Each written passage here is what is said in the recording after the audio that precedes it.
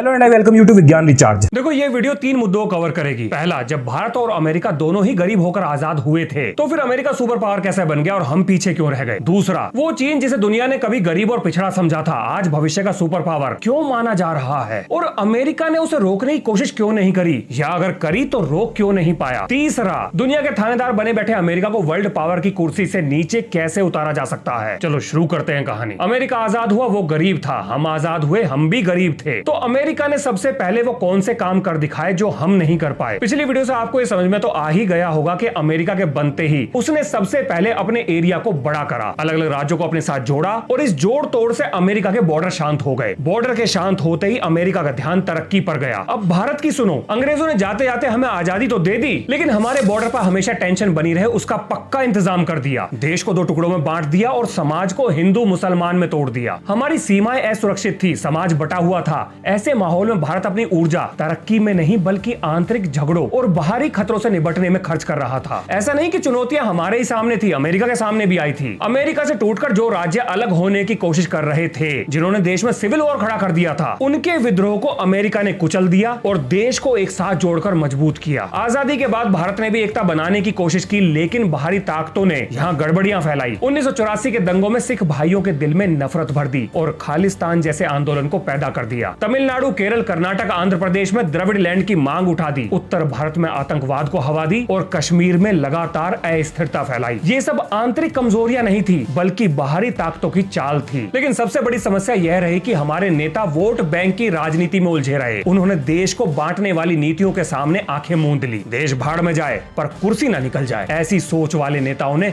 सत्ता कब्जा ली। अमेरिका किस्मत वाला था, वहां ऐसे नेता पैदा नहीं हुए जो अपने देश को दीमक की तरह खाते चले गए। अमेरिका ने पूरी दुनिया से कहा पैसा लगाओ और पैसा बनाओ। नतीजा पैसा आया, तरक्की आई और अमेरिका दुनिया की सबसे बड़ी ताकत बनता चला गया। भारत में बिल्कुल उल्टा हुआ। हमने इकोनॉमी को बंद कर दिया, सब कुछ खुद बनाएंगे ऐसा फैसला किया। नतीजा क्या निकला? भ्रष्टाचार, सरकारी लेट लतीफी और बाबूगिरी के चक्कर में देश फंस गया। दुनिया आगे निकल गई, हम पीछे रह गए। अब जरा चाइना की सुनो, उसके बाद अमेरिका की ठेकेदारी बंद करवाएंगे। भाई साहब, चाइना की हालत तो भारत से भी ज्यादा खराब थी। चाइना हमसे 2 साल बाद यानी कि 1949 में आजाद हुआ। कम्युनिस्ट पार्टी ने चाइना पर कब्जा जमा लिया। अमेरिका ने तो चाइना को देश मानने से ही इनकार कर दिया और ताइवान को असली चाइना मान लिया। दुनिया ने चाइना से ट्रेड, डिप्लोमेसी सब बंद कर दिए। चाइना को पूरी दुनिया में आइसोलेट कर दिया गया था। यहाँ तक कि चाइना और जमीन न कब्जा ले, इसके लिए अमेरिका ने जापान, कोरिया, ऑस्ट्रेलिया से मिलिट्री रिलेशन एस्टेब्लिश किए। इसी की वजह से चाइना ने सोवियत यूनियन से मदद ली और जैसे तैसे करके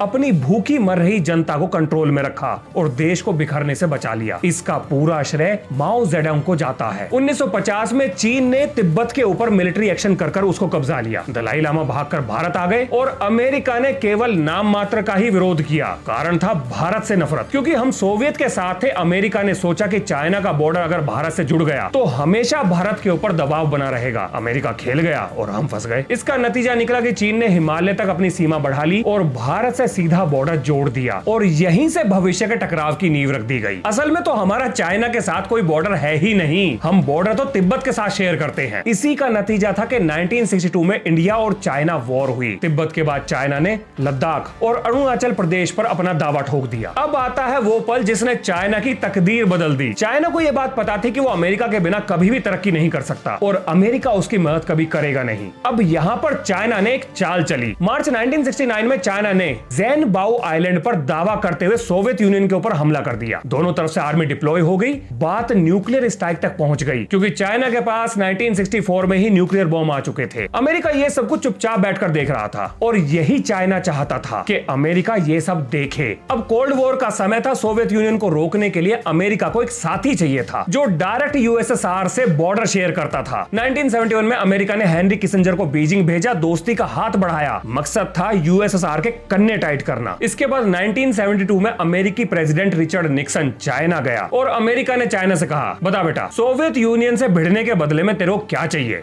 चाइना ने अपनी पूरी लिस्ट थमा दी। चाइना बोला हम पे से प्रतिबंध हटाओ, हमारा एक्सपोर्ट बढ़ाओ, टेक्नोलॉजी दो, हमारे लोगों को अमेरिका में पढ़ने का मौका दो, लोन दिलवाओ, इन्वेस्टमेंट लाओ और ताइवान को भूल जाओ। अमेरिका बोला तथास्तु, और यहीं से अमेरिका ने वन चाइना पॉलिसी को मान लिया, यानी कि ताइवान अमेरिका के मतलब की भेंट चढ़ गया। देखो, अमेरिका को लगता था कि चाइना कभी भी उसको टक्कर देने लायक ताकतवर नहीं बन पाएगा, लेकिन यूएसएसआर को काबू में रखने के लिए उसके काम आ जाएगा। और अगर चाइना में पैसा आएगा तो एक दिन चाइना कम्युनिस्ट से बदलकर डेमोक्रेसी में परिवर्तित हो जाएगा और डेमोक्रेसी को अमेरिका आसानी से कंट्रोल कर लेगा। और यही थी अमेरिका की सबसे बड़ी गलती और चाइना के लिए सबसे बड़ा मौका। चाइना अमेरिका की पीठ पर चढ़कर तरक्की की गाड़ी में बैठ गया। अमेरिका ने चाइना को मोस्ट फेवर्ड नेशन का दर्जा दे दिया। अमेरिकी कंपनीज ने सस्ती लेबर और हाई प्रॉफिट के चक्कर में मैन्युफैक्चरिंग चाइना के अंदर शिफ्ट कर दी। दुनिया भर का पैसा चाइना में आया। चाइना ने रेल, रोड और इंफ्रास्ट्रक्चर में पैसा झोंक दिया। नतीजा,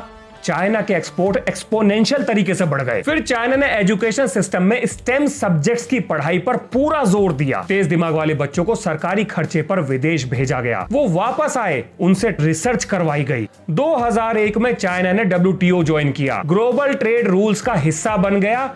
एक्सपोर्ट एक्सप्लोड हो गए और फॉरेन रिजर्व से चाइना के थैले भर गए। चाइना वर्ल्ड की फैक्ट्री बन गया। और जब तक अमेरिका को यह बात समझ में आती, चाइना दुनिया की नंबर 2 जीडीपी बन चुका था, मिलिट्री मॉडर्नाइजेशन कर चुका था, BRI जैसे प्रोजेक्ट से दुनिया की इकोनॉमी को कंट्रोल करने के लिए कदम बढ़ा चुका था। अब अमेरिका को एहसास हो गया कि उसने खुद के पैरों पर कुल्हाड़ी मार ली। ये थी चाइना की तरक्की की कहानी। अब जरा बात करते हैं कि अमेरिका को कैसे ठिकाने लगाया जा सकता है। देखो, ये संभव तो है, लेकिन कोई भी देश, मतलब दुनिया का कोई भी देश अकेला ये काम नहीं कर सकता। और इसके 3 कारण बताता हूं। पहला तो अमेरिका की फाइनेंशियल रीच। आज भी दुनिया का 80% से ज्यादा व्यापार US डॉलर में होता है। अमेरिका चाहे तो किसी भी देश को स्विफ्ट सिस्टम से बाहर निकालकर उसके ट्रेड को पूरी तरह से ब्लॉक कर सकता है, यानी पैसे का रिमोट कंट्रोल अमेरिका के हाथ में है। दूसरा, अमेरिका की मिलिट्री रीच। अमेरिका के पास दुनिया की सबसे ताकतवर आर्मी, नेवी, एयरफोर्स और पूरी दुनिया में 800 से ज्यादा मिलिट्री बेसिस हैं। ये दुनिया में सबसे ज्यादा है। अमेरिका दुनिया के किसी भी कोने में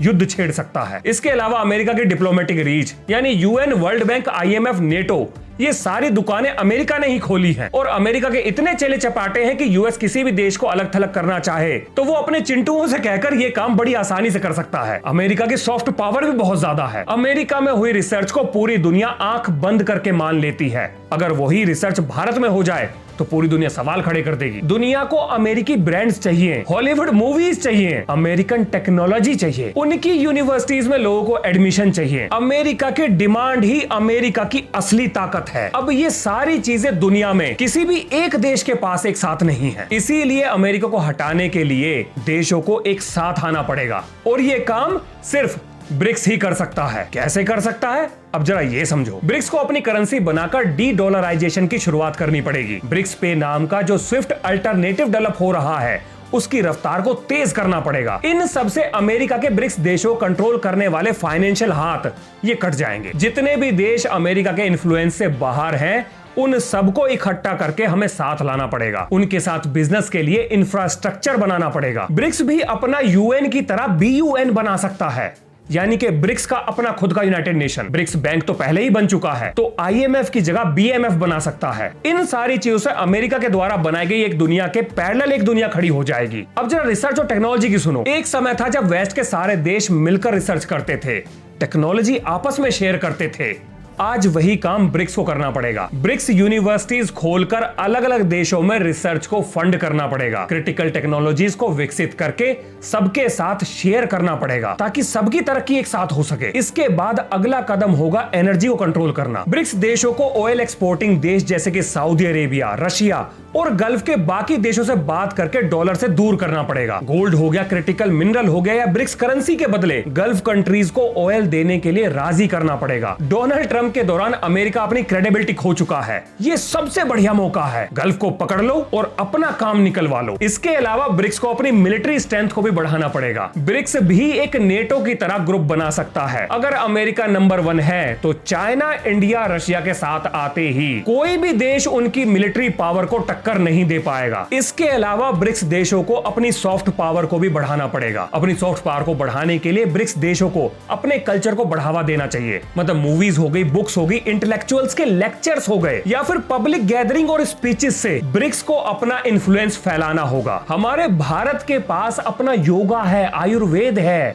ये सारी चीजें हमें दुनिया में पहचान दिलाती हैं। हमें इन्हें सेलिब्रेट करना पड़ेगा और इन सब के लिए खुद का सोशल मीडिया चाहिए। चाइना, रशिया ये काम कर चुके हैं और भारत को भी ये काम करना ही होगा। ब्रिक्स को अपना न्यूज नेटवर्क भी चाहिए जो सिर्फ वही खबरें दिखाए जिससे ब्रिक्स की क्रेडिबिलिटी बढ़ती ही चली जाए। इसके अलावा ब्रिक्स के देश गरीब देशों को लोन देकर और उनके डेवलपमेंट में भागीदारी निभाकर ब्रिक्स अपनी क्रेडिबिलिटी को और बढ़ा सकता है। अब प्लानिंग तो हो गई, लेकिन ये सारे काम होंगे कैसे? मतलब इस काम में किस देश की क्या जिम्मेदारी होगी, जरा इस पर बात कर लेते हैं। देखो, चाइना फाइनेंसिंग, इंफ्रास्ट्रक्चर और क्रिटिकल मिनरल की सप्लाई संभाल सकता है। रशिया एनर्जी की जरूरत और मिलिट्री और स्पेस टेक्नोलॉजी को संभाल सकता है। भारत मैन्युफैक्चरिंग, सप्लाई, चाइना के साथ क्रिटिकल टेक्नोलॉजी, सॉफ्ट पावर और टैलेंट सप्लाई का काम संभाल सकता है। हमारा यूथ सोशल मीडिया पर आजकल रील बना रहा है, अगर मौका मिला तो खुद का सोशल मीडिया भी बना सकता है। ब्राजील, साउथ अफ्रीका और लैटिन अमेरिका के देशों को अपने आसपास के देशों में ब्रिक्स के लिए मार्केट डेवलपमेंट और इन्फ्लुएंस के लिए काम करना पड़ेगा, ताकि अलग अलग देश ब्रिक्स के साथ जुड़ते ही चले जाएं। और ये काम कोई एक दिन में नहीं होगा, इसके लिए समय चाहिए। लेकिन कितना समय चाहिए, आइए जरा अब इस पे बात करते हैं। देखो, ब्रिक्स को अपना फाइनेंशियल सिस्टम खड़ा करने के लिए कम से कम 3 साल का समय लगेगा। इंफ्रास्ट्रक्चर, सप्लाई चेन और मार्केट डेवलपमेंट में फाइनेंशियल सिस्टम के बाद कम से कम 4 साल का समय लग जाएगा। डिफेंस एग्रीमेंट हो गए और मिलिट्री एक्सरसाइज सीधे अमेरिका के लिए चैलेंज खड़ा करेंगी, तो इसे तो और भी धीरे धीरे आगे बढ़ाना पड़ेगा। नहीं तो अमेरिका इतनी ताकत रखता है कि पूरे ब्रिक्स को तबाह कर दे। इसीलिए ये विजन कम से कम 10 से 15 साल का होगा। अब देखो, ऐसा तो है नहीं कि ब्रिक्स कंट्रीज ये सब करेंगी और अमेरिका चुपचाप बैठकर देखेगा।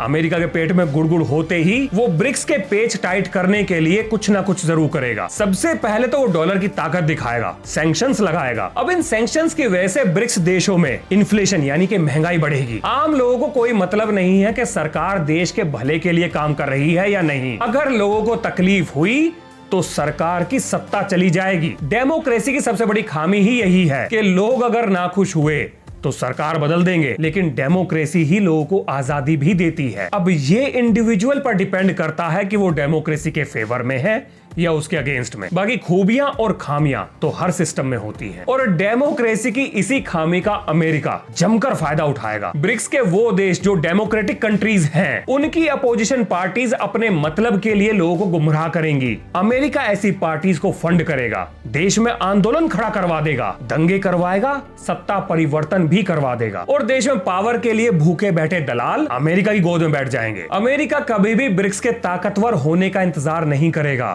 कि जैसे ही उसको यह एहसास होगा वो ब्रिक्स को बर्बाद करने के पीछे लग जाएगा। अब वो क्या लगता है, पाकिस्तान से अमेरिका का जो नैन मटक्का चल रहा है उसके पीछे क्या कारण है? तो भाई साहब, उसके पीछे है भारत और चाइना के सुधरते हुए रिश्ते। और ये इलू इलू जब तक चलेगा जब तक हमारे रिश्ते चाइना के साथ अच्छे बने रहेंगे। देखो, भारत की राह तो बिल्कुल भी आसान नहीं है। हमारे बॉर्डर शांत नहीं है। नक्सलवाद, कश्मीर और नॉर्थ ईस्ट में आतंकवाद जैसे इंटरनल मसले अभी भी जीवित हैं, और इन सब के अलावा राजनीतिक लाभ के लिए कुछ लोगों ने मसले पैदा भी किए हैं। इन सारी परेशानियों के होते हुए अमेरिका से सीधे भिड़ने का मतलब है अपने आप को बर्बाद कर लेना। देखो, मैं प्रैक्टिकल बात करता हूं, हो सकता है सुनने वालों को ये अच्छी ना लगे, पर सच तो यही है। लेकिन अगर हमारे बॉर्डर शांत हो गए और अंदर के मसले सुलझ गए, और अगर इसके अलावा पॉलिटिकल अपोजिशन और भारत की जनता सरकार के पीछे खड़ी हो गई, तो 10-15 साल कड़वी गोली खानी पड़ेगी, लेकिन उसके बाद अमेरिका सुपर पावर नहीं रहेगा। यह भी सच है। अब यहां से आपको एक मोटा मोटा आइडिया मिल गया होगा